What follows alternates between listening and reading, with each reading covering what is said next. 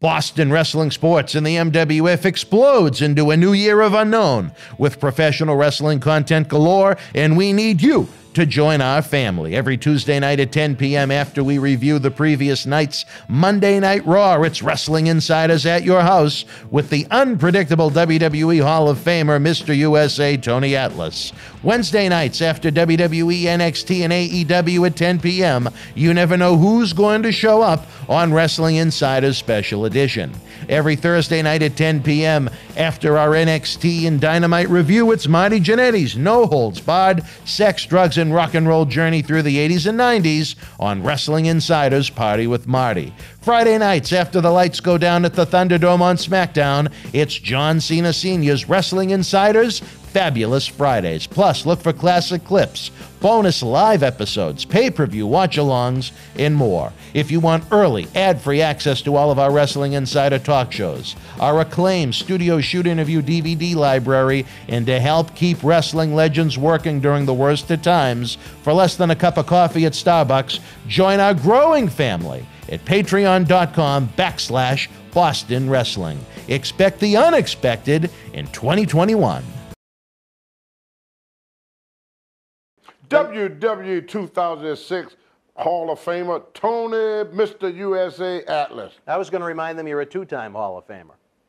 Bodybuilding Hall of Famer, too. Now, there are a lot of fans that nowadays don't know that you were a Bodybuilding Hall of Fame. When did you go into that? Bodybuilding 2007, bodybuilding's not on television. Well, it's quite an accomplishment for you. Yeah. I don't know too many Bodybuilding Hall of Famers. Yeah. I know plenty of WWE ones. Yeah. What did you do to get into the Bodybuilding Hall of Fame, for those that don't know? You had to win a lot of titles. Yeah. And did you? Yeah, I won about 200 or 300. Was that before or after professional wrestling? During wrestling. During wrestling? Yeah, because before I couldn't afford to go. And the wrestling paid my way, paid for my bodybuilding career. Now, what years were this at your peak in bodybuilding? I started as an amateur back in the late 60s, and I competed all the way up in bodybuilding up to 1985. And I won the AAU Mr. Universe in 85. Then I switched over and just stayed with powerlifting, and I competed in powerlifting all the way up until 1999. Wow, really? That late? 1999? Yep. I set at age 50, I set the main state bench press record of 575, and nobody broke it. Wow. Did you enjoy either one more than the other? Did you enjoy wrestling more than bodybuilding? Did you enjoy bodybuilding more? Well, people ask me that, which one I like best, bodybuilding and working out or wrestling. They have to pay me to wrestle. I pay to bodybuild. So I'm going to guess you can decipher the answer out of that then. Yeah. All right. Well, because in bodybuilding, I set my own destiny. I was the captain of my own ship. It was up to me whether I win or lose. It was up to me if I fail or succeed. In wrestling, I had no control of what happened with my career.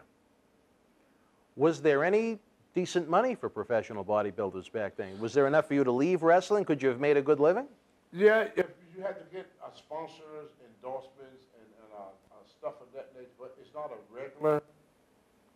regular thing. Like, for example, everybody's not into fitness. Just like right now, if you read statistics, 30% of teenagers is already diabetic. Really? Yeah, so fitness, in Europe, fitness is very prominent. You know, you don't see the medical problem that in Europe that you see here in America. We don't like to be in shape. We're more comfortable being out of shape. I go to Kosovo once a year, and every time I go over there, they always tell me the same thing. Every year, they have to lower the standards in order to get people into the service, because most of the kids coming to the military now, they're so badly out of shape and that they can't pass the physical. Wow. Now you take, like that gentleman here, when he was in the Marine Corps, you had to be a tough person. But the way kids are raised now, their parents give them what they call choices. Mm-hmm. What you want to eat, Do you want this? And the child is able to choose what he do or don't want to do. In the military, you don't have no choices. They don't ask you to march. They tell you to march. They don't ask you to get up, get out of bed. They tell you to get out of bed. And the newer generation is not used to being told what to do. They're used to being asked what to do. There's a difference between somebody telling you to do something and somebody asks you. Plus, a lot of the people that's grown up now, and they're not used to being around talking to people like me and you talk. Like my daughter, I call her, she won't pick up the phone. So I get real nervous. I say, I hope nothing happened to her, you know, because I keep calling this woman and she won't pick up the phone.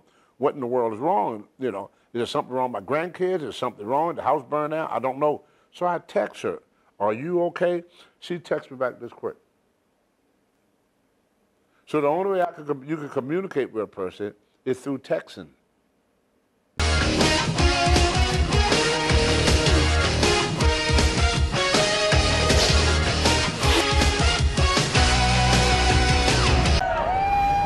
This is Mick Foley. This is Harley Race. This is Shelton Benjamin. This is Mr. Wonderful Paul Orndorff. This is the Monster Abyss. And this is Daniel Bryan. This is JBL, and you're watching the MWF. Be there live.